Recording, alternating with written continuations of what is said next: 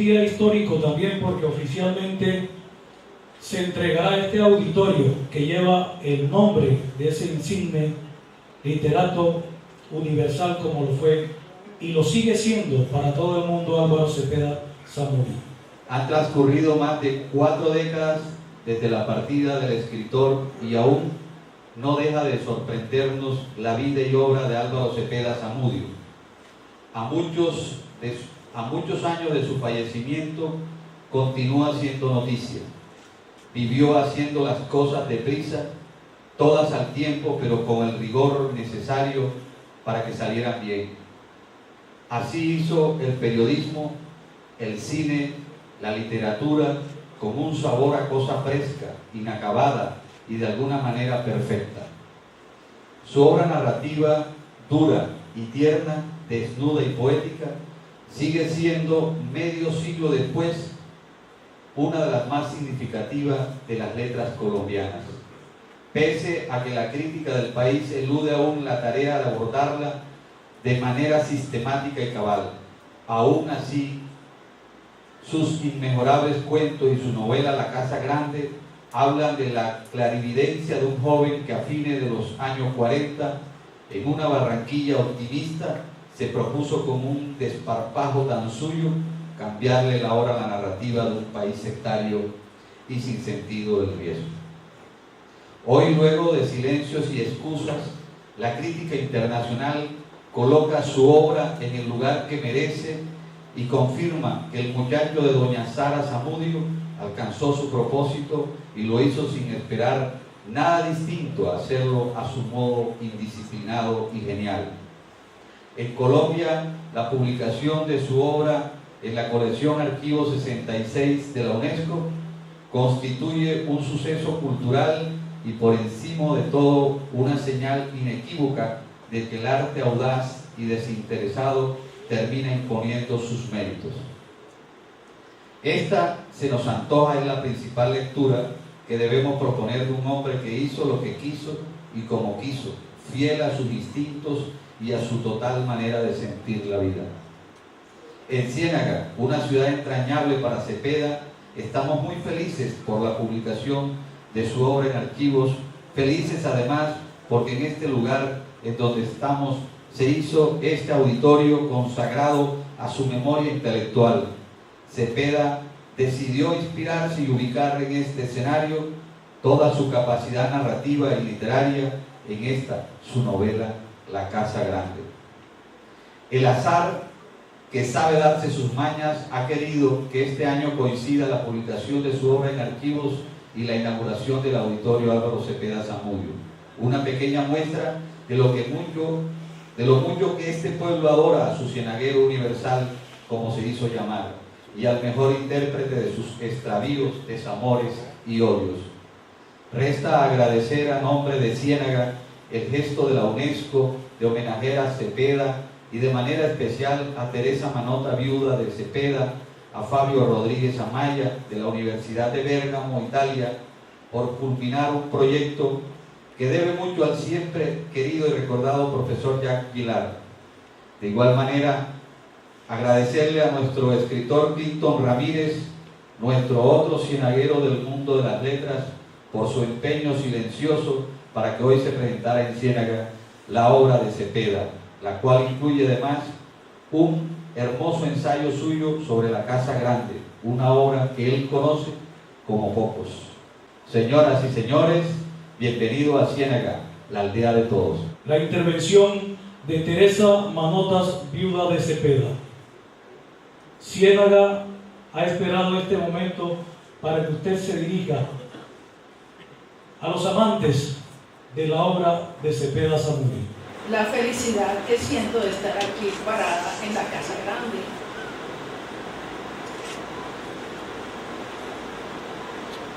La Casa Grande siempre tuvo un significado tan grande para todos nosotros, y perdón,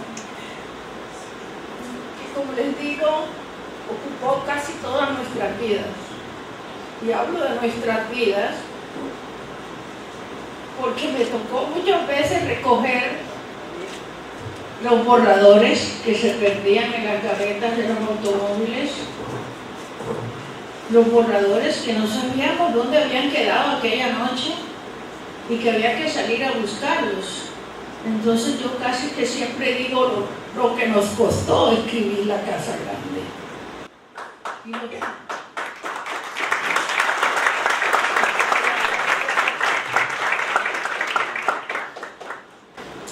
La Casa Grande empezó a escribirse muchísimos años antes, cuando Álvaro salía de la escuela de aquí, de Ciénaga, y se iba a caminar por todas las casas de los amigos y a oír los cuentos.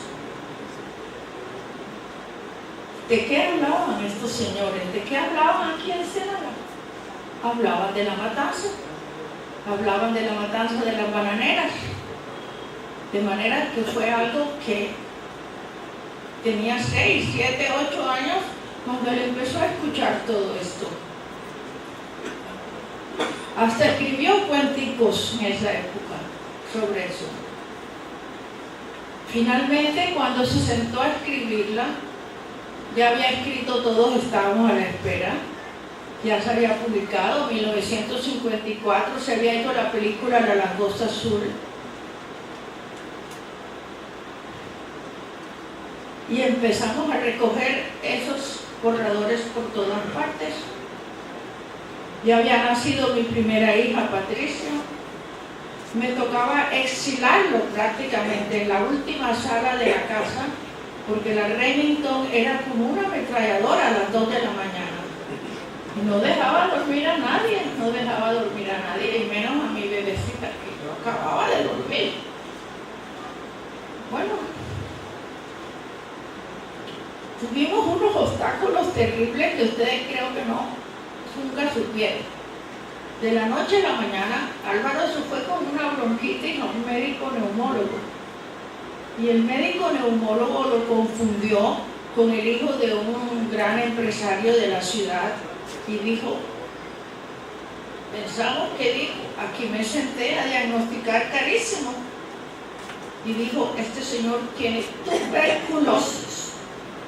Tuberculosis en esa época eran casi como una condena de por vida. Había que separar a los niños inmediatamente, había que separarlos, teníamos que sacar a Álvaro de la casa.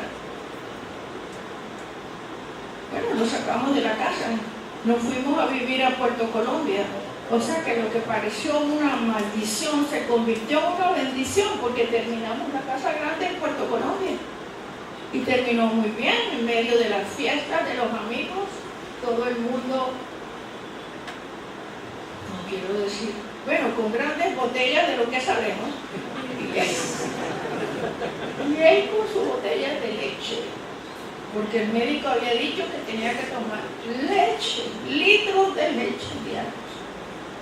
Se terminó la Casa Grande, eso fue en 1961, ¿no? No, antes de eso. En todo caso, terminó de escribirla en 1961 y ahí se quedó guardado hasta que Germán Vargas descubrió que ya estaba terminada. Y dijo, ajá, ¿y qué? Y tranquilamente cogió no se dice manuscritos, se dice, estaban mecanografiados, ¿cómo se dice? Originales mecanografiados, y se los llevó a un señor editor que se llamaba Jorge Gaitán Durán, que en ese entonces era el director de Mito. Y naturalmente el tipo se entusiasmó y la publicó, y la primera edición la hizo Mito, Jorge Gaitán Durán. Pero quiero decir, paréntesis, que ellos no fueron los que publicaron a Cepeda por primera vez. Los que publicaron a Cepeda por primera vez fueron los colombianos, los antioqueños del Colombiano Literario, 1950 tal vez. Publicaron Los Soldados, publicaron La Hermana, publicaron La Muerte del Padre. O sea que ellos fueron los verdaderos que apreciaron a Cepeda en su valor en ese momento.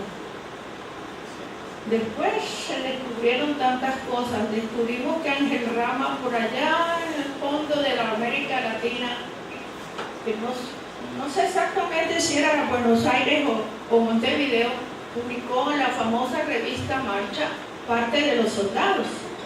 Él decía que él creía que los soldados eran un cuento y lo publicó como un cuento.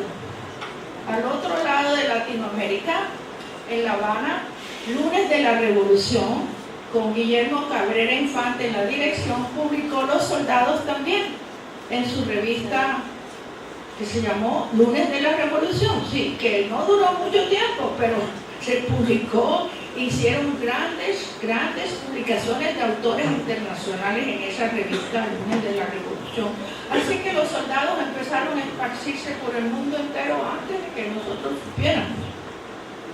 Luego fue dramatizada por autores tan importantes como Reyes, Luis Carlos Reyes, Enrique Buenaventura, y esas dramatizaciones inmediatamente fueron acogidas por los teatros, los festivales de teatro de juventud, y empezó a andar por todo el país, empezaron a andar Los Soldados dramatizados.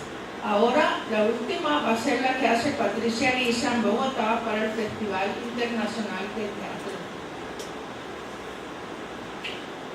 No sé qué más les puedo decir de la Casa Grande. Me gusta recordar las palabras del profesor Jacques Gillard, científico literario, que decía cuando empezó a hacer la última edición de la Casa Grande, me dice en un correíto: ha sido algo grande sentir como en carne propia la fuerza y la sutileza de la escritura de Cepeda. Eso me gusta recordarlo siempre porque parece una descripción tan profunda de lo que significa leer un capítulo de la Casa Grande. Bueno, pero yo les quiero contar que Cepeda no se quedó solo en la literatura. En los años 50, con Gavito, Germán Vargas, Alfonso Fuenmayor, formaron lo que se llamó el Grupo de Barranquilla. 1950 fue un año muy poderoso para ellos. Se consolidaron y por la tenacidad de Alfonso Fuenmayor se publicó la revista Crónica.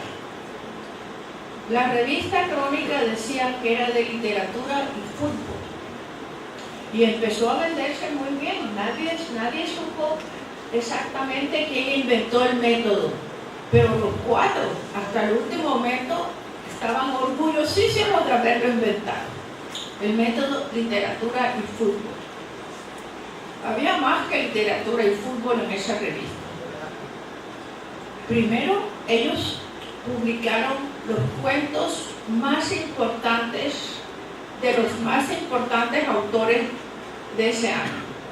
Por primera vez en Colombia se vieron los cuentos de los autores norteamericanos modernos, que Cepeda acababa de conocer en su paso por las universidades de Nueva York, de Estados Unidos. Caldwell, Capote, Faulkner, Joyce, no es americano, pero Joyce era muy importante para él. Y luego los franceses, que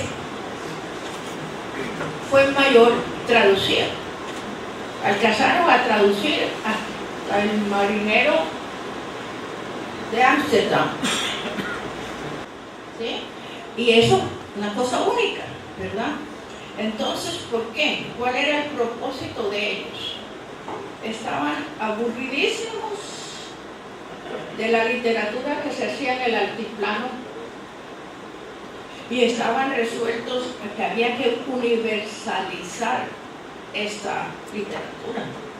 ¿Y cuál era el camino? El camino era el cuento. O sea, el método del cuento. Ellos consideraban que a través del cuento se podía cambiar toda la literatura del interior y que la que reinaba, no solamente el interior, reinaba en todo el país. Y por eso dedicaron la revista a publicar cuentos que señalaban y que tenían esa fuerza, cuentos de estos autores que les he mencionado. No, ellos no se ocultaron, nunca ocultaron que el propósito verdadero era cambiar lo que estaba pasando. Y por eso también publicaron a Borges por primera vez en Colombia, a Felisberto Hernández, que nadie lo conocía.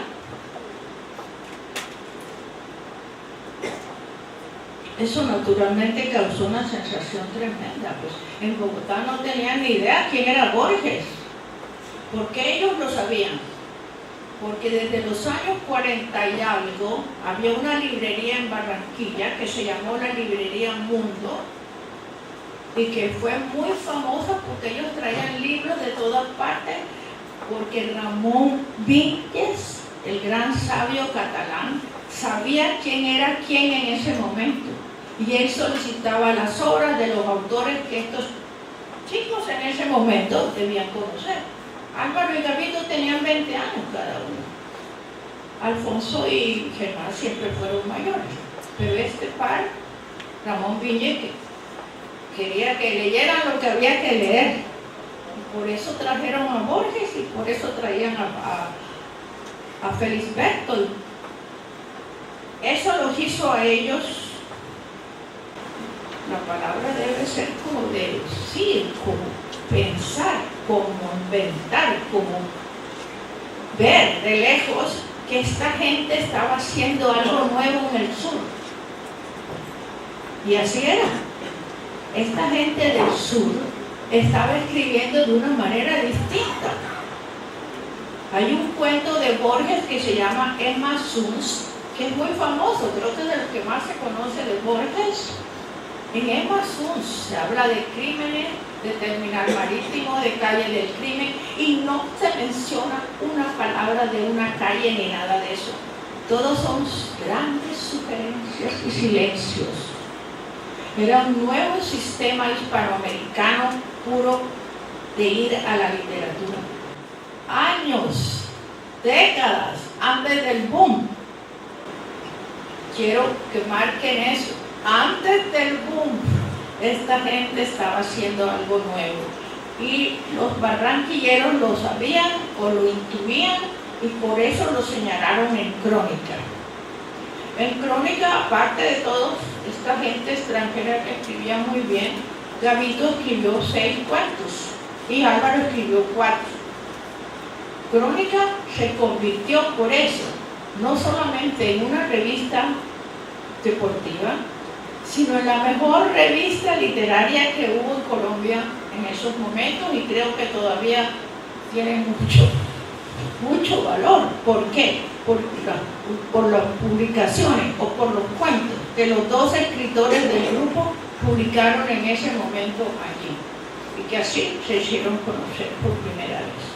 A continuación, señoras y señores, queremos presentar la intervención de Fabio Rodríguez Amaya, escritor y pintor, profesor de la Universidad de Bérgamo, Italia, tercer editor europeo de Borges y encargado de dirigir y preparar la obra crítica de Álvaro Cepeda Zamudio para la colección Archivos. Bienvenido a Ciénaga, al Caribe colombiano y a Colombia. Importante, diría casi epifánico, para la historia de la literatura de este país. Primero porque estamos en Ciénaga, la ciudad que también fue de Cepeda. Segundo porque estamos en el hábitat de la Casa Grande. Tercero porque la relación de Cepeda con Ciénaga es tan antigua como su propia infancia. Cepeda llega muy pronto con su madre, y quiero recordarles que uno de los primeros textos periodísticos, que en realidad son un relato literario, se titula precisamente Ciénaga. Y cuando, gracias a la labor de Tita, a la labor de Yaguilar, se lee Ciénaga y se lee otros 2 textos que yo considero claves cuando Cepeda era muy joven. Uno se titula Viaje por el Magdalena y otro se titula La calle. y uno ve que en su esencia allí está la obra literaria completa de Cepeda. Es el mismo efecto lector. Yo quisiera decirles muchas cosas sobre Cepeda. Me voy a permitir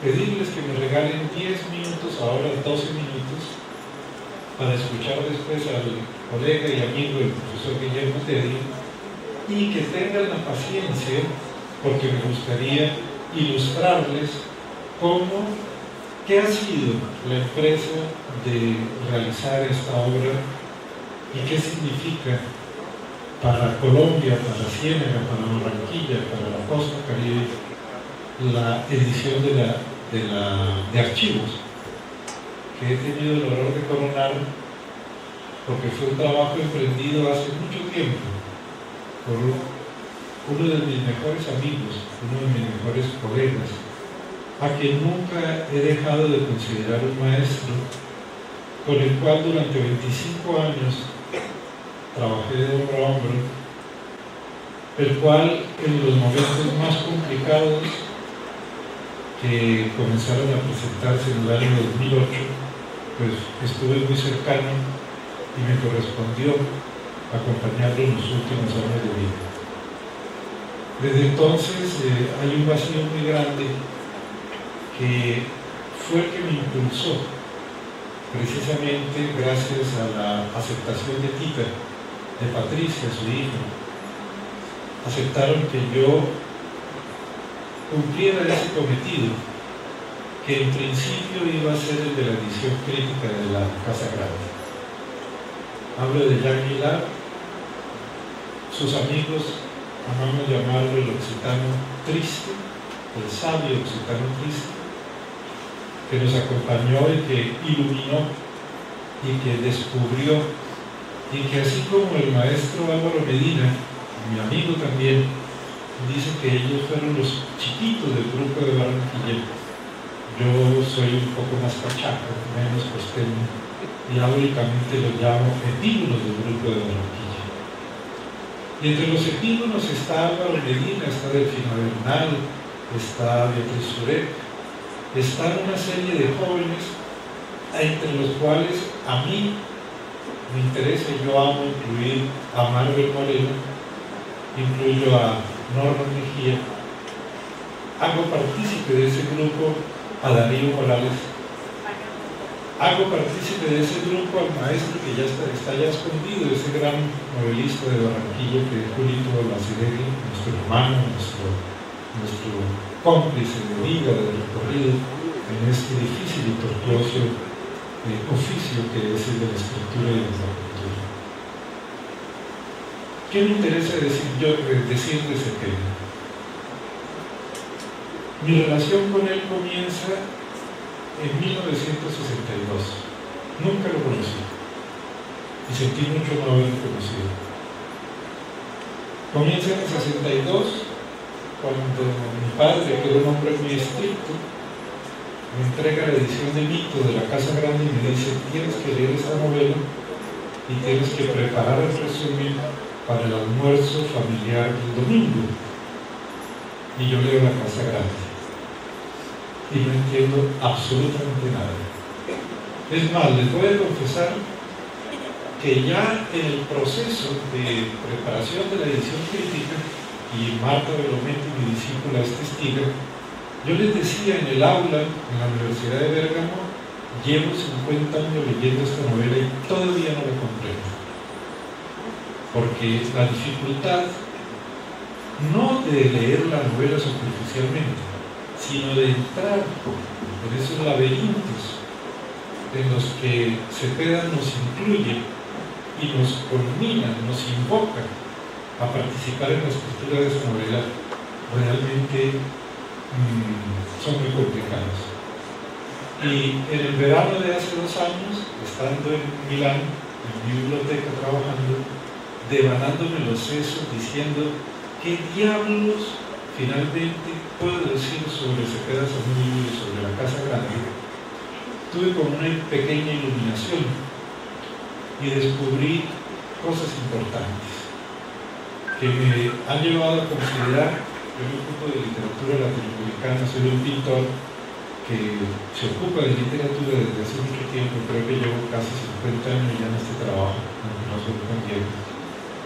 Y tardar 50 años para penetrar en el trasunto poético, en esa novela que sintetiza la violencia en Colombia, en donde no hay muertos, y hay solo dos, el padre que había que matar, no era la justicia social, y ese obrero de las bananeras, ese peón de las bananeras, que en un determinado momento, por accidente, el soldado que más criticaba la cuestión del militarismo, pues lo mata. Y entonces comenzar a entender la simbología profunda de esa novela, el sentido de la sangre, el sentido del odio, el sentido del llanto, de la lluvia, del sepelio, de la muerte, de la soledad, y comencé a descubrir que era una novela polifónica. Cuando yo llegué a ese punto dije, coño, ya entendí la novela. Y entonces me largué a escribir. Y me largué a escribir 2 ensayos que están publicados en este libro y que ha significado muchos años de trabajo por parte de Jacques Villard. Yo alcancé a colaborar con él en la etapa final de la edición crítica de Todos estábamos a la espera, que publicó en Madrid en 2005, e inmediatamente comenzó el trabajo con la Casa Grande. Alcanzó a dejar el texto limpio, logró fijar el texto, y cuando se inició el proceso de preparación de la edición crítica, se enfermó y se muere. A partir de entonces, en noviembre de 2008, he trabajado incesantemente en esta empresa, que hoy con mucho orgullo, con mucha emoción, créanme, venimos a ofrecerles, porque rescatar, es decir, no rescatar, sino permitir que finalmente Álvaro Cepeda Zamudio pueda ser leído, creo que sea un evento importante para la cultura de este país.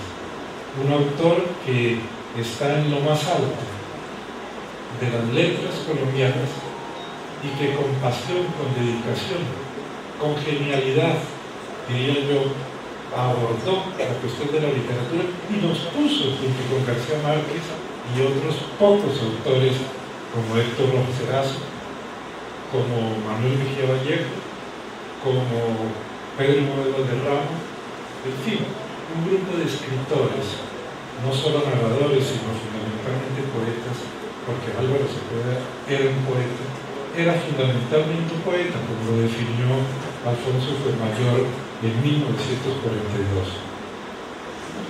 Es muy importante haber llevado, es decir, llegar a destinación con este proyecto, que coincide con un momento también feliz para Cepeda Zamudio y la obra de Cepeda, porque anteriormente proyectamos la copertina, la tapa, la portada de la edición crítica de Archivos, pero tengan presente que simultáneamente está ya en todas las librerías del país la edición comercial con los 3 textos literarios de Cepeda, con una pequeña introducción mía, pero que corresponde al ideal de haber publicado íntegramente la obra literaria de Cepeda.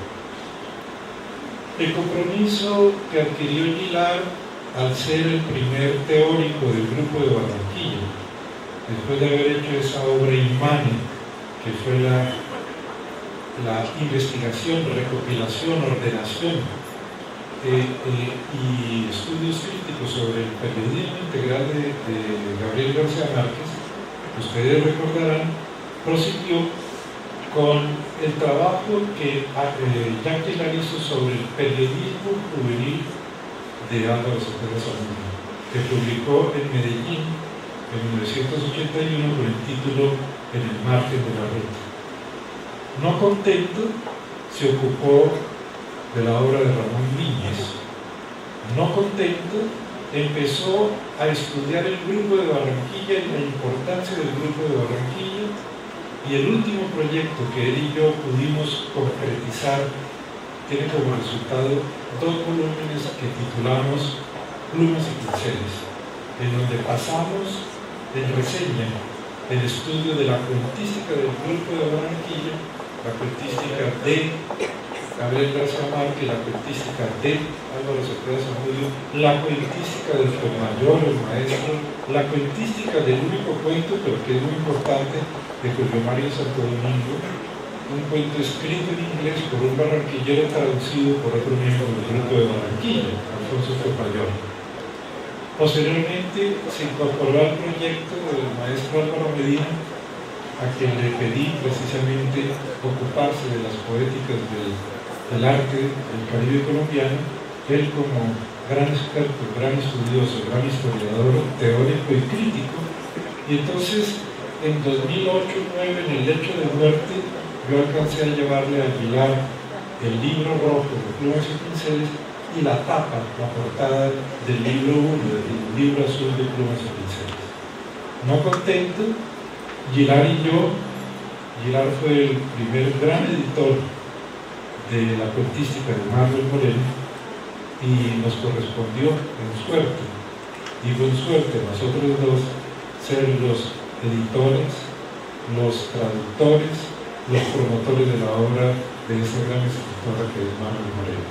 Es decir, la relación con el Caribe, la relación con Cepeda, que comienza en 1962 sin haber entendido la novela, se coagula en ese mismo año, 1962. Yo tenía 12 años, leí La Casa Grande sin entenderla, leí en los libros que mencionó Álvaro de la Feria Interamericana del Libro, 20 volúmenes están El Gran Burundá de Jorge Zaramea, El Día Señalado, El Cristo de Espaldas, y libros de los grandes autores, entre los cuales La Hojarasca, y claro, la lectura de La Hojarasca y la premiación que recibió García Márquez con La Mala Hora me obliga a leer la literatura no me obliga, me culmina a leer la literatura de un autor que para nosotros ya era familiar entre los muchachos de la Bogotá de esa época. Y coincide con una visita. Yo era estudiante del Colegio Mayor de San Bartolomé y yo solía escaparme del colegio para ir a la biblioteca Luis Ángel Arango, que en ese momento era y sigue siendo de todas maneras un fulcro para la cultura de Bogotá. Y allí encontré una de las pinturas más conmovedoras para mí, que creo conocer un poco los museos y un poco la pintura, que se titula Violencia. Ese cuadro me cambió porque la lectura de las 2 novelas y la lectura de Noviembre llega el arzobispo, libro publicado en el 62, y el encuentro con la pintura del maestro Obregón cambiaron absolutamente mi vida. Me convertí al credo del arte, de la literatura y de la pintura, y desde entonces no ceso de trabajar. Espero poder seguir trabajando porque mi discípula Marta Velometti inicia el trabajo de recopilación, de estudio y de edición del periodismo de Álvaro Cepeda Zamudio. En otra ocasión me encantaría regresar a hablarles a todos ustedes del significado de la obra de Cepeda, porque Cepeda, como auspiciaban Germán Vargas y Alfonso Mayor, Cepeda y García Márquez colocan a este país en la hora del mundo, nos sintonizan, nos conectan con la hora del mundo, y son los que transportan este país, a los escritores, a los artistas, la cultura de este país, nos colocan a un nivel en que es necesario, improrrogable, dialogar con la literatura mundial, dialogar con la cultura del mundo y decir, nosotros también tenemos una presencia, y ellos son los que llevan, jalan ese carro y colocan a Colombia en el lugar que hoy, por suerte para todos nosotros, ocupamos en el ámbito de los estudios literarios, de la difusión del arte, de la literatura, de la cultura y del cine.